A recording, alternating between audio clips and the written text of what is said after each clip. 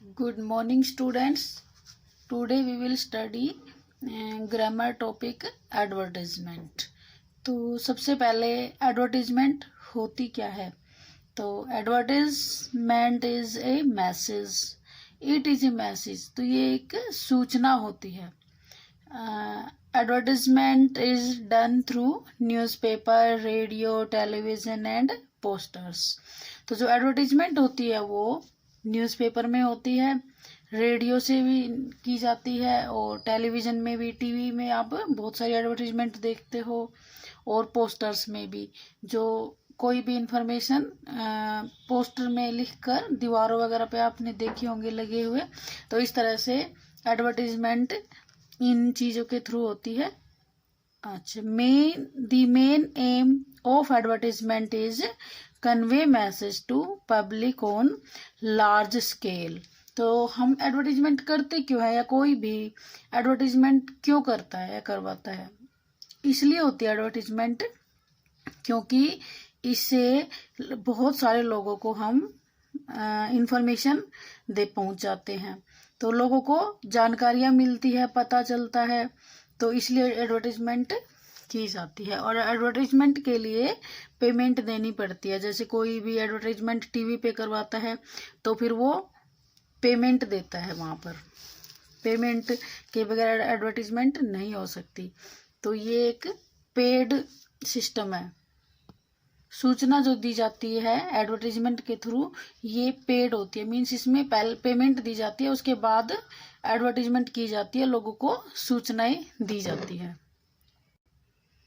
Main point should be remember while writing advertisement. तो जब advertisement हम लिखते हैं तो हमें किन किन बातों का ध्यान रखना चाहिए? So first of all, language should be simple and clear. जो उसमें लैंग्वेज यूज की जा रही है वो सिंपल होनी चाहिए, सबको समझ में आनी चाहिए.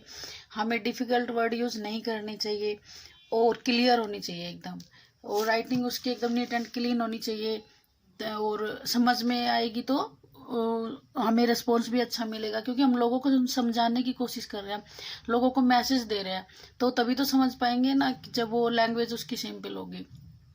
डिफिकल्ट लैंग्वेज जल्दी से समझ में नहीं आती. Second, words used in advertisement should be Kainchi and effective. अब जो वर्ड्स यूज कर रहे हैं वो कैची होने चाहिए, मीन्स अट्रैक्ट करने वाले होने चाहिए, पढ़ने वाले को अच्छा लगना चाहिए, इंटरेस्ट थोड़ा क्रिएट हो, और इफेक्टिव और प्रभावशाली भी होने चाहिए. Advertisement should be brief and up two point. अब हमारी इतनी भागदौड़ की जिंदगी है, बिजी लाइफ है, तो इसमें जो वर्ड्स हैं वो हमें, या फिर वर्ड्स हमें सिंपल यूज करने चाहिए, और जो एडवर्टीजमेंट होती है उसको लेंदी नहीं बनाना चाहिए. हमें छोटा जितना हो सके अप टू पॉइंट उसको लिखना चाहिए. अगर ज़्यादा बड़ी एडवर्टीजमेंट होगी तो किसी के पास भी इस बिजी लाइफ में पढ़ने के लिए टाइम नहीं है.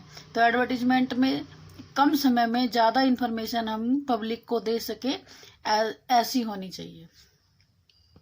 तो एडवर्टीजमेंट लिखते समय हमें इन बातों का भी ध्यान रखना चाहिए. और हमेशा मेक ए बाउंड्री. एडवर्टीजमेंट को जब हम लिखते हैं तो ये बाउंड्री, सबसे पहले हम बाउंड्री बनाते हैं, उसके बाद हम एडवर्टीजमेंट लिखते हैं.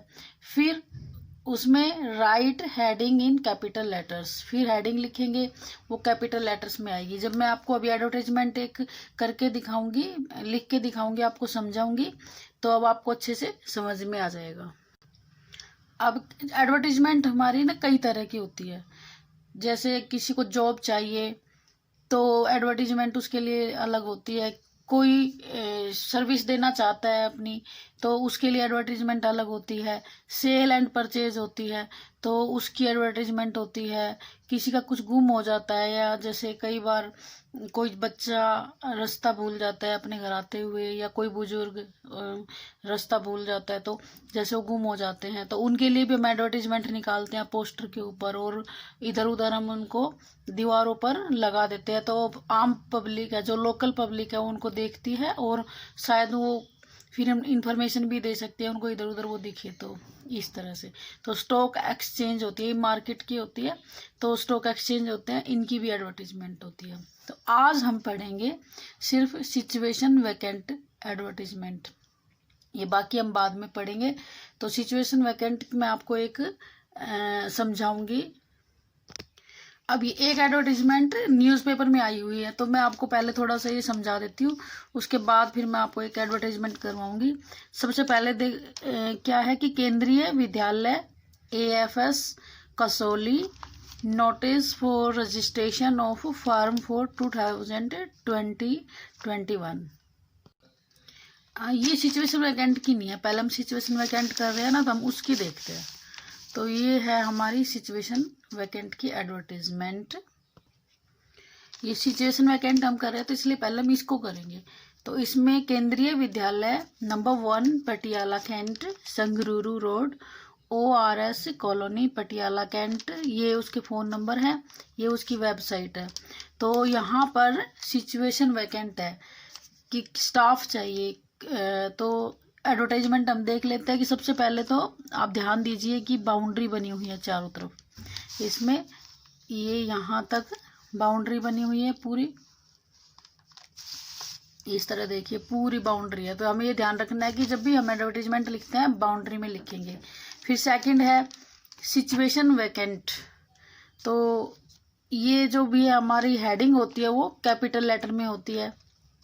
तो यहाँ पर हम जो भी इंस्टीट्यूट वैकेंट जहाँ पर वैकेंसी है, या कोई भी इंस्टीट्यूट या स्कूल या ऑर्गेनाइजेशन जिनको वर्कर चाहिए, वो टीचर भी हो सकते हैं, कोई कंपनी भी हो सकती है, इस जगह पर कोई कंपनी भी हो सकती है, तो कोई भी इंस्टीट्यूट हो सकता है, तो उसका नाम यहाँ पर कैपिटल लेटर में आएगा।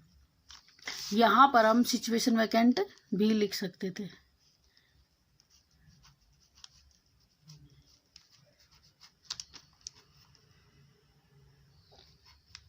VACANT vacant. तो ये वॉक इन इंटरव्यू लिखा है, तो यहाँ पर सिचुएशन वैकेंट भी लिख सकते थे। इसके बाद हम लिखेंगे कि ये इंस्टीट्यूट का नाम, ये भी कैपिटल लेटर में आएगा। इसके बाद यहाँ पर देखिए आप कि पूरा एड्रेस दिया हुआ है। इसके बाद walk in interview to prepare select panel of contractual staff. तो ये इन्फॉर्मेशन दी हुई है कि इंटरव्यू पर आना है और कॉन्ट्रैक्ट पर रहेंगे, और कौन से सेशन के लिए है, 2020 एंड 21 के लिए है, और ये वहाँ का एड्रेस दिया हुआ है। अब जो पोस्ट है वो देखिए कौन कौन चाहिए, PGTs इंग्लिश, हिंदी, मैथ। यहाँ पर जो स्टाफ चाहिए वो लिखा हुआ है, ये डेट टाइमिंग लिखी हुई है। ये देखिए TGT स्टाफ है, ये PGT जो 9th to 12th पढ़ाते हैं, तो उनका TGT जो 8th तक पढ़ाते हैं, इस तरह से जो भी उनको रिक्वायरमेंट है उन्होंने यहाँ पर मेंशन कर दी है। PRT स्टाफ चाहिए, स्पोर्ट्स कोच चाहिए, नर्सेस चाहिए, काउंसलर चाहिए, योगा टीचर चाहिए, और कंप्यूटर इंस्ट्रक्टर चाहिए। इस तरह से उन्होंने अपनी पूरी जो भी वैकेंसीज थी, सिचुएशन वैकेंट थी, उनके बारे में मेंशन कर दिया। अब आगे है कि वो जब टीचर को बुला रहे हैं तो उनमें कुछ तो मांगेंगे ना, क्वालिफिकेशन क्या है उनकी, उनमें क्या एबिलिटी होनी चाहिए, तो वो सब वो उन्होंने मेंशन कर दिया कि कैंडिडेट शुड डाउनलोड एप्लीकेशन। ये बता दिया कि उनको एप्लीकेशन डाउनलोड करना है, ये वेबसाइट का एड्रेस दे दिया, तो वहाँ से वो डाउनलोड कर सकते हैं। फिर वो अप्लाई करेंगे कॉपीज ऑफ मार्कशीट, और उसमें क्या क्या मांग रहे हैं, वो मार्कशीट की कॉपी मांग रहे हैं, सर्टिफिकेट्स, एग्जाम्स की उन्होंने कौन कौन से एग्जाम्स कब कब पास किया, ये सब डिटेल, क्वालिफिकेशन। और फिर उन्होंने कांटेक्ट करने के लिए बोला है। रिम्यूनरेशन एज पर KVS, यानी कि जो उनको सैलरी वगैरह मिलेगी या उनको कौन से ऑर्डर फॉलो करने हैं, वो उनके KVS नॉर्म्स हैं, तो उनके हिसाब से होगा, वो सब वेबसाइट पे है। और ये ऑर्डर कौन निकाल रहे हैं, प्रिंसिपल निकाल रहे हैं। तो लास्ट में ये चीज़ लिख दी। तो इस तरह से ये एडवर्टाइजमेंट आपने देखी सिचुएशन वैकेंट की। इसी तरह से ये और एडवर्टाइजमेंट है, ये भी एडवर्टाइजमेंट है, आप देखिए ये भी एडवर्टीजमेंट है।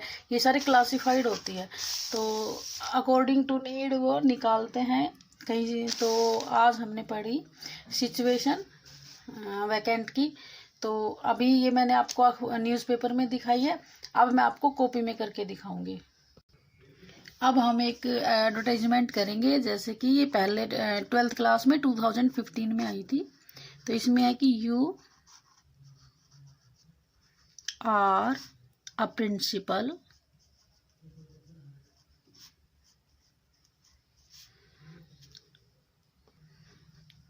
Of ABC school. स्कूल का नाम कोई भी हो सकता है।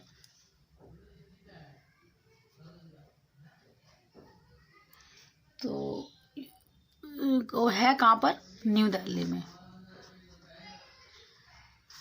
New Delhi. You want an English teacher, तो वहां पर इस प्रिंसिपल ने वैकेंसी निकाली, इन प्रिंसिपल ने वैकेंसी निकालनी है इंग्लिश टीचर की। तो अब इसमें है you want an English teacher. Delhi में स्कूल है, स्कूल का नाम ये है, प्रिंसिपल ने वैकेंसी निकालनी है एक इंग्लिश टीचर की। तो कैसे निकालेंगे? टीचर फॉर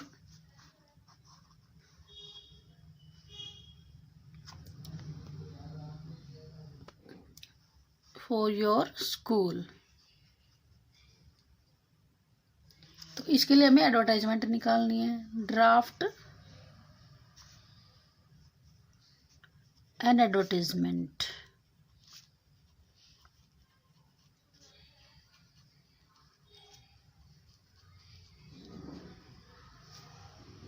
एडवर्टाइजमेंट कहाँ पर निकालनी पड़ेगी? न्यूज़पेपर में। तो इसमें हम न्यूज़पेपर का नाम डाल देंगे। तो न्यूज़पेपर आपका कोई भी हो सकता है। तो इन दी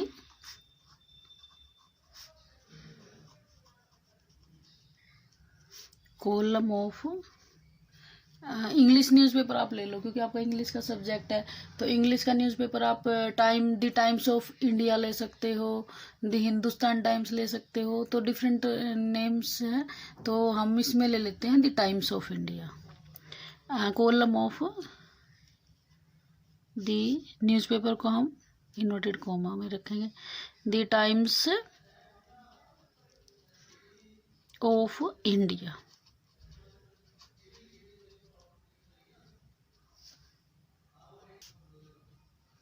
और ये आपका 2015 में आया था HBSC में 12th क्लास में। तो सबसे पहले एडवर्टाइजमेंट लिखने का मैंने आपको बताया था रूल कि सबसे पहले हम एक बाउंड्री बनाएंगे। तो मेक अ बाउंड्री, तो हमने बाउंड्री बनाई। बाउंड्री ऐसी बनानी है कि आपके 50 वर्ड्स से 60 वर्ड्स आ जाए, इसे ज़्यादा नहीं बनानी है।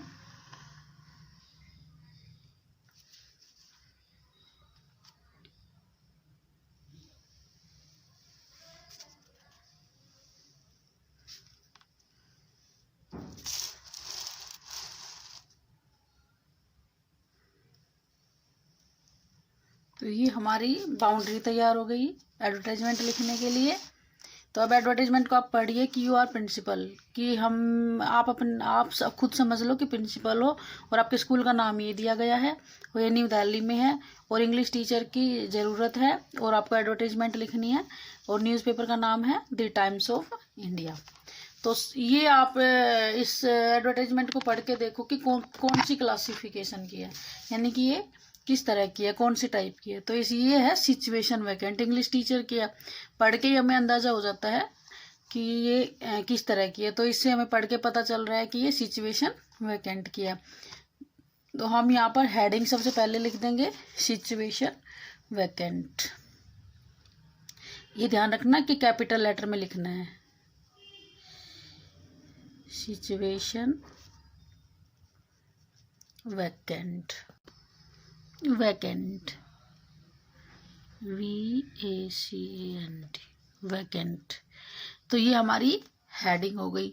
जब भी सिचुएशन वैकेंट की वैकेंसी होती है, यानी कि वैकेंट का मतलब कोई जगह खाली है और वहां पर वो जॉब के लिए बुला रहे हैं कि भाई आप यहाँ पर आओ, हमारे यहाँ जॉब करो, और आपको आप में जो हमें रिक्वायरमेंट है वो अगर आपके अंदर है तो फिर हम आपको इसके बदले में सैलरी देंगे। यानी कि किसी भी इंसान को जब जॉब चाहिए होती है तो वो सिचुएशन वैकेंट होती है।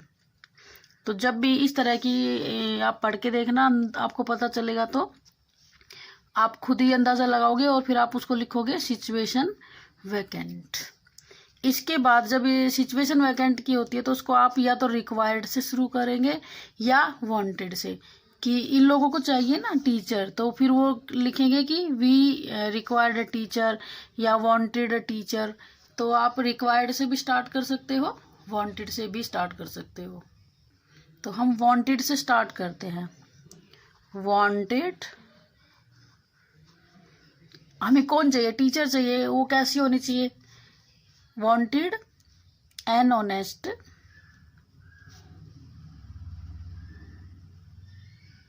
ऑनेस्ट होनी चाहिए। और कैसी होनी चाहिए? हार्ड वर्किंग होनी चाहिए। तो हार्ड वर्किंग जैसा आप ये सोच सोच के भी लिख सकते हो कि टीचर में कौन सी क्वालिटी होनी चाहिए अगर आपने नहीं पढ़ रखा तो। सबसे पहले ईमानदार, फिर हार्ड वर्किंग, फिर टैलेंटेड।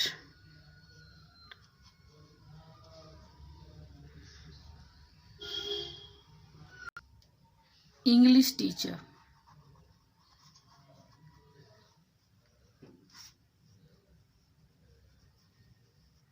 इंग्लिश टीचर है और वो कहाँ पर है? स्कूल में है। स्कूल कहाँ पर है? न्यू दिल्ली में है।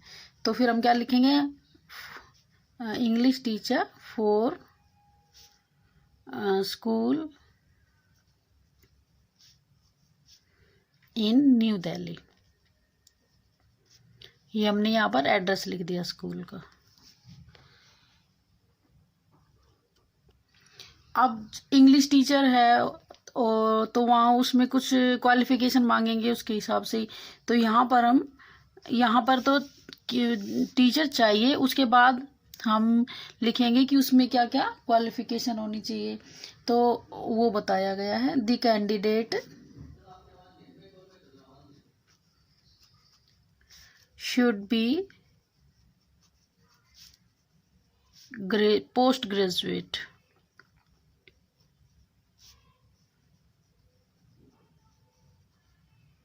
ये लाइन मेरी थोड़ी सी छोटी हो गई, मुझे थोड़ा सा इधर से लेना था।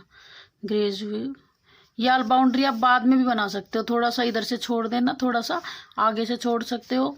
तो आप इधर से बाउंड्री बाद में लेके आ सकते हो। तो ये वर्ड्स जैसे मेरे रह गया तो वो ये प्रॉब्लम नहीं आएगी। ग्रेजुएशन, ग्रेजुएट, वो पोस्ट ग्रेजुएट होना चाहिए और स्किल्ड भी होना चाहिए, यानी कि उसने कोई बीएड वगैरह या जेबीटी वगैरह कर रखी हो। तो फिर वो लिखेंगे विद बीएड, बीएड होना चाहिए। और कई स्कूलों में एक्सपीरियंस भी मांग लेते हैं, किसी में फ्रेशर कैंडिडेट मांग लेते हैं। तो वो भी आप लिख सकते हो कि फ्रेश कैंडिडेट चाहिए या फिर एक्सपीरियंस चाहिए। तो उसके हिसाब से आप लिख सकते हो। तो हम यहाँ पर लिख देते हैं एक्सपीरियंस्ड। उसको कितना होना चाहिए वो भी लिख देते हैं, जैसे 2 साल का होना चाहिए, 3 साल का होना चाहिए। तो ये सब लिख दिया जाता है। तो एक्सपीरियंस,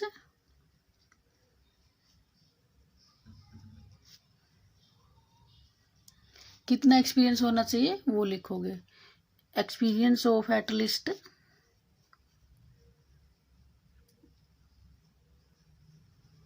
2 ईयर 5 ईयर, अपने हिसाब से आप लिख सकते हो। या तो उसमें दे रखा होगा, आपकी एडवर्टीजमेंट में दे रखा होगा। अगर नहीं दे रखा हो तो आप अपने हिसाब से लिख सकते हो। At least 5 year.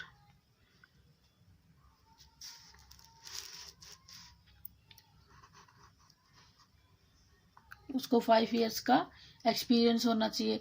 और जैसे अब हमारे बोर्ड्स होते हैं, सीबीएसई बोर्ड होते हैं, हमारे एचबीएसई बोर्ड होते हैं, तो उसकी भी उसको नॉलेज होनी चाहिए। और इंग्लिश टीचर है तो उसकी फ्लुएंसी भी इंग्लिश में अच्छी होनी चाहिए। तो वो भी हम लिख सकते हैं। ये तो उसका एक्सपीरियंस हो गया। अब है फ्लुएंट इन इंग्लिश।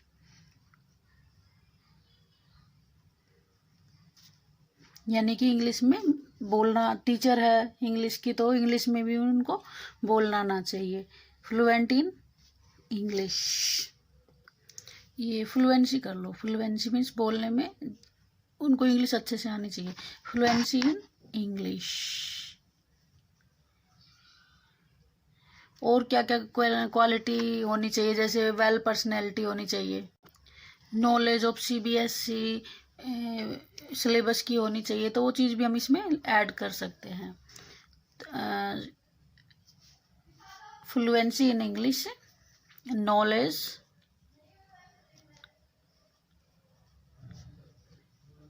किस चीज़ की होनी चाहिए, नॉलेज अबाउट CBSE सिलेबस। अगर सिलेबस की नॉलेज नहीं होगी तो फिर पढ़ाने में प्रॉब्लम आएगी, तो इसलिए नॉलेज भी होनी चाहिए क्योंकि वहाँ दिल्ली में CBSE वो स्कूल है, बोर्ड है वहाँ पर, तो नॉलेज उसकी होगी तभी वो बच्चों को अच्छे से पढ़ा पाएगी कि कौन सा चैप्टर या कौन सा टॉपिक कितने नंबर का आता है, तो उसके अकॉर्डिंग टीचर पढ़ाएगी। आप जब जॉब के लिए बुला रहे हैं तो अगर अच्छे कैंडिडेट चाहिए तो फिर वो सैलरी भी अच्छी देंगे, तो फिर वो चीज़ भी इसमें मेंशन करनी पड़ेगी कि salary according to qualification and experience, वो आप अपने हिसाब से लिख सकते हो। तो वो चीज़ भी हम लिख सकते हैं, सैलरी विल बी किसके अकॉर्डिंग होगी,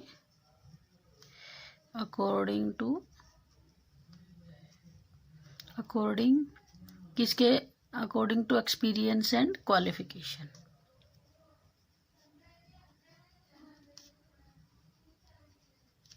एंड जो कैंडिडेट आ रहा है उसकी एक्सपीरियंस, मान लो इन्होंने 5 साल के लिए 5 इयर्स के लिए बोला है, तो अगर कोई 10 इयर्स आ रहा है एक्सपीरियंस जिसके पास ज़्यादा है, तो डेफिनेटली वो अपनी सैलरी भी ज़्यादा ही एक्सपेक्ट करेगा, तो इसीलिए सैलरी उसको ज़्यादा भी दी जा सकती है क्योंकि उसको नॉलेज ज़्यादा रहेगी, एक्सपीरियंस से नॉलेज बढ़ती है, तो उसके अकॉर्डिंग उसकी सैलरी बढ़ जाती है। तो टू एक्सपीरियंस एंड क्वालिफिकेशन,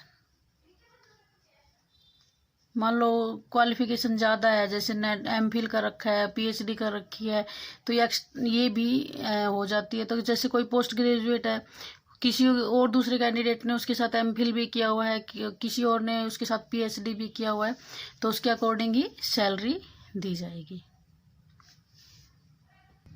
अब है कि इंटरव्यू, अब वो ये सारी चीज़ें उन्होंने मेंशन कर दी कि ये चीज़ क्वालिफिकेशन होनी चाहिए, ऐसा टीचर चाहिए, एजुकेशन क्वालिफिकेशन, एक्सपीरियंस और उसकी जो क्वालिटीज़ होती है ये सब उसमें बता दी गई। अब है इंटरव्यू, कि इंटरव्यू कब है तो उसके बारे में मेंशन कर दो। तो इंटरव्यू कब है, इंटरव्यू ऑन, आप कभी भी जैसे अपने हिसाब से लिख सकते हो, जो आपके एग्जाम में आया हुआ है ना, इसमें जो आया हुआ है तो आप उसके अकॉर्डिंग लिख दो। अब ये हमारा 2015 में आया था, तो आप अपने हिसाब से, जैसे आप जब एग्ज़ाम दे रहे हो या तो इसमें दिया हुआ होगा, नहीं दिया हुआ है तो आप अपने हिसाब से लिख सकते हो। जैसे आज हम लिख रहे हैं तो आज के हिसाब से हम आज की डेट के हिसाब से ही लिख देते हैं। तो इंटरव्यू ऑन हम देख लेते हैं कि इंटरव्यू इसका रख देते हैं 20 जुलाई को रख देते हैं। इंटरव्यू ऑन जुलाई 20, हमने इस जुलाई 2021, ठीक है। तो ये इस तरह से हम लिख देंगे। अब टाइमिंग भी लिखेंगे, ये कैंडिडेट को पता होगा तभी तो टाइम पे आएगा। जुलाई 2020 एट अब 11 AM, यानी कि उसको 11 बजे आना है। मीट विथ ऑल डॉक्यूमेंट्स उसके पास होने चाहिए। डॉक्यूमेंट लेके आएगा विद ऑल टेस्टिमोनियल,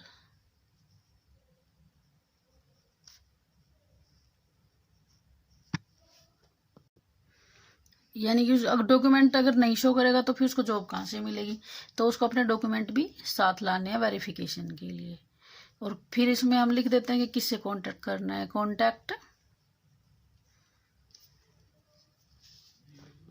किससे कांटेक्ट करना है? प्रिंसिपल से। Contact principal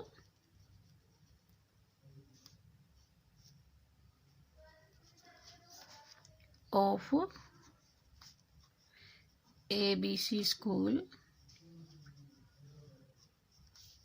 new Delhi.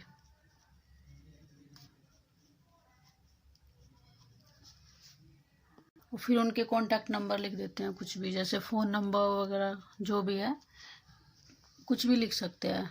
255579 mobile number लिख देते हैं। मोबाइल नंबर हम होते हैं 10 डिजिट के। कुछ भी जो भी मैं आप इसमें हमें 6792। तो ये इस तरह से हमने मोबाइल नंबर लिख दिया। और ये हमारा पूरा हो गया एडवर्टाइजमेंट। तो हमारी एडवर्टाइजमेंट यहीं पर ही ख़त्म हो गई। तो हमने इसको बाउंड्री आप बाद में ही बनाना, पहले बनाने से छोटी बड़ी रह जाती है। तो आप थोड़ी थोड़ी चारों तरफ जगह छोड़ के फिर आपको बाउंड्री बनानी है। और बाद में जब आपकी कंप्लीट हो जाए तो उसके बाद इसकी बाउंड्री बना देना। तो ये हमने आज एक एडवर्टीजमेंट कर ली सिचुएशन वैकेंट की। कल मैं आपको करवाऊंगी सिचुएशन वांटेड, यानी कि कोई अपनी सर्विस देना चाहता है, जैसे कोई बहुत ज़्यादा पढ़ा लिखा है और उसको जॉब चाहिए, तो वो वांटेड हो जाएगी कि उसको जॉब चाहिए, कोई कंपनी या स्कूल वगैरह उसको काम के लिए बुलाए।